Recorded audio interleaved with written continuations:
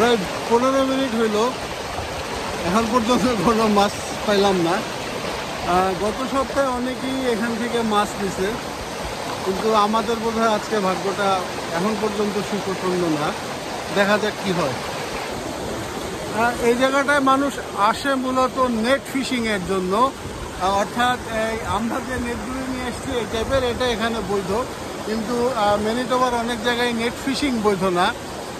সকালে এসছি আসলে, গত সপ্তাহে অনেকে এসেছে, কিন্তু তারা মাছ পাইছে দেখছি, কিন্তু এই সপ্তাহটা একেবারে মানে মাছ ছাড়া, শুধু পানি আর পানি। মাছ যখন আসে তখন ঝাঁকে ঝাঁকে আসে, তো আজকে হয়তো সেই ঝাঁকটা আসে নাই।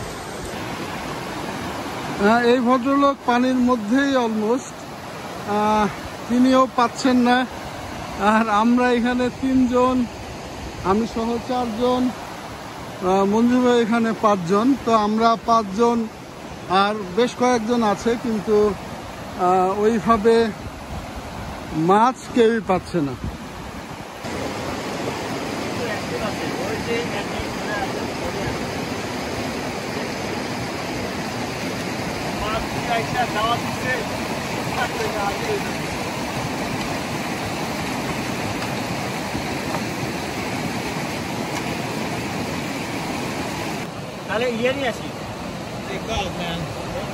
একটা মাছ অবশেষে আমরা পাইলাম, সোহেলের ধরা।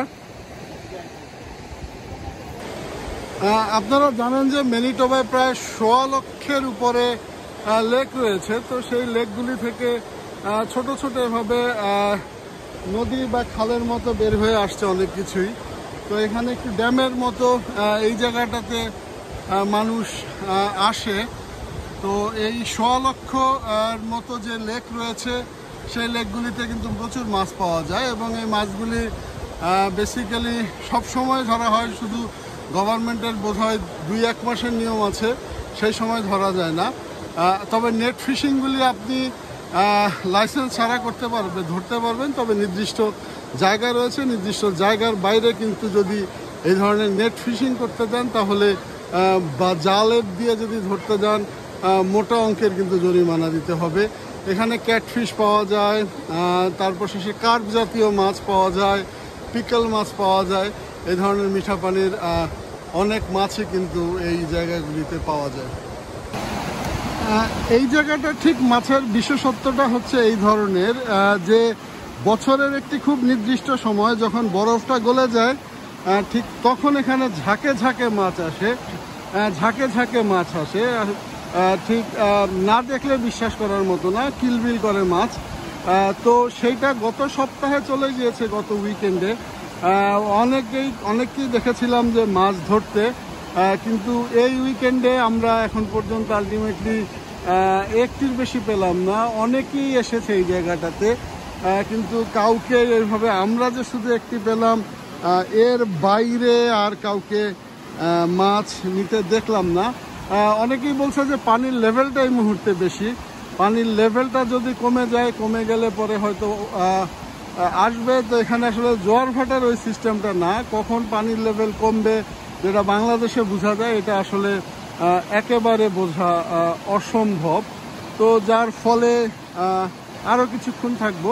আমাদের বাসা থেকে প্রায় 140-50 কিলোমিটার দূরে আমরা এসেছি, কিন্তু দেখা যাক কি হয়। অনেকেই পর্যাপ্ত প্রস্তুতি নিয়ে এসেছে। দেখেন ওনার ড্রেসটাই হচ্ছে টোটাল ফিশিং ড্রেস, এবং পানিতে ভিজবে না। ঠান্ডা বাইরে এখন 0 টেম্পারেচার বা -1-2 এই ধরনের হবে। তো এই ধরনের টেম্পারেচারে এই ধরনের প্রস্তুতি নিয়ে না আসলে ঠান্ডা লেগে যাবে, যেটা ইতিমধ্যে আমার লেগে গিয়েছে। আমার জুতাটা কিন্তু ভিজে গিয়েছে, যেতে হবে অনেক দূর। তারপরেও দেখা যাক কি হয়, এবং এখানে আদৌ মাছ আর পাই কিনা।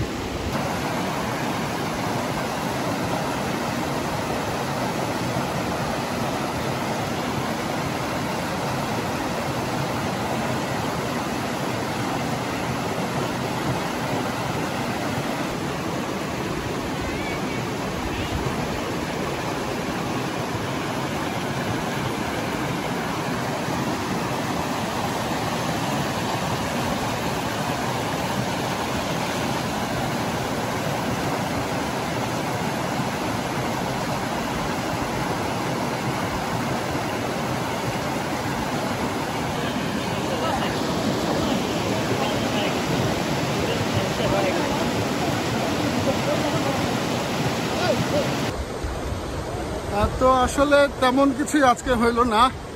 তো আমরা 5 জন, আমি, মিঠু ভাই,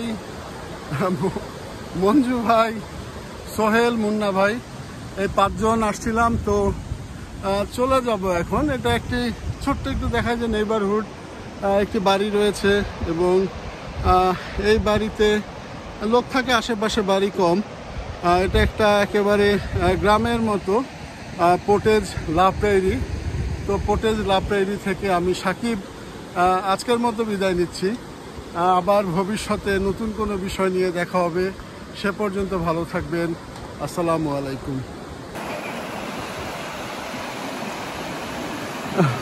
মঞ্জু ভাইয়ের আর একটি মাছ।